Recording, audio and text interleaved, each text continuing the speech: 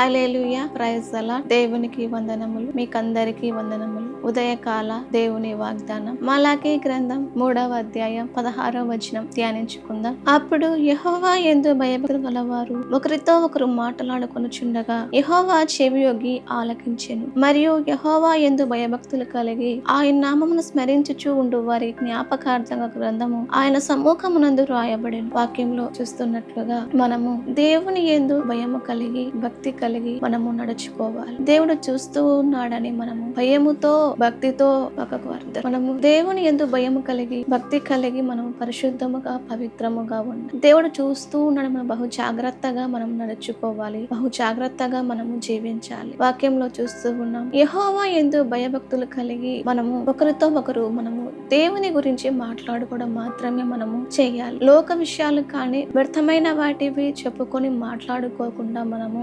సమయాన్ని వ్యర్థము చేసుకోకుండా మనము ఒకరికొకరము మనము దేవుడు చేసిన కార్యముల గురించి, దేవుడు చేసిన అద్భుతముల కార్యముల గురించి, దేవుడు చేసిన మనకు మేలుల గురించి మనము ఒకరితో ఒకరు మాట్లాడుకున్నప్పుడు మన దగ్గరికి దేవుడు వచ్చి చెవి యొగ్గి విని మనకు సహాయము చేస్తాడు. మనము మాట్లాడుతున్నప్పుడు దేవుడు చెవి యొగ్గి మనకు సహాయము చేస్తాడు. అలాగా మనము ఉన్నప్పుడు దేవుడు మనల్ని గొప్పగా చేసి దీవిస్తాడు. దేవుని భయము కలిగి భక్తి ఉన్నప్పుడు దేవుడు ఆశీర్వదిస్తాడు. మనము చూస్తూ ఉన్నాము లూకాసు వార్తలో ఎమ్మాయి గ్రామంలో ఇద్దరు మనుషులు ఒకరితో ఒకరు మాట్లాడుకొనుచుండగా ఏం మాట్లాడుకొనుచున్నారు అంటే వాళ్ళు యేసుక్రీస్తు గురించి, ఆయన చేసిన ఆశ్చర్య కార్యాల గురించి, ఆయన చేసిన అద్భుత కార్యముల గురించి, ప్రజలకందరికీ మేలు చేసిన గురించి, కుష్టి వ్యాధి వాళ్ళ గురించి అనేకముగా దేవుడు చేసిన కార్యం గురించి మాట్లాడుకొనుచుండగా వారి మధ్య యేసయ్య ఉండడం మనం చూడగలుగుతున్నాం. అలాగా మనము కూడా మాట్లాడుకున్నప్పుడు దేవుడు మన ఇద్దరికి వస్తాడు. మనము మన దగ్గరకు వచ్చి చెవియొగ్గి విని మన ప్రార్థన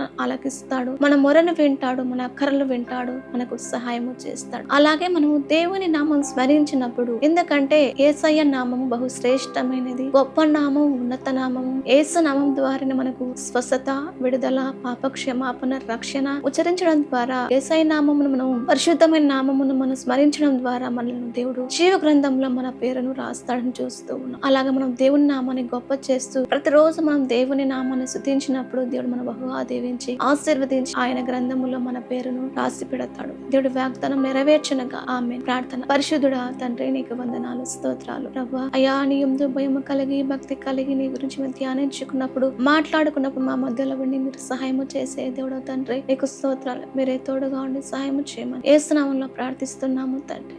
ఆమేన్.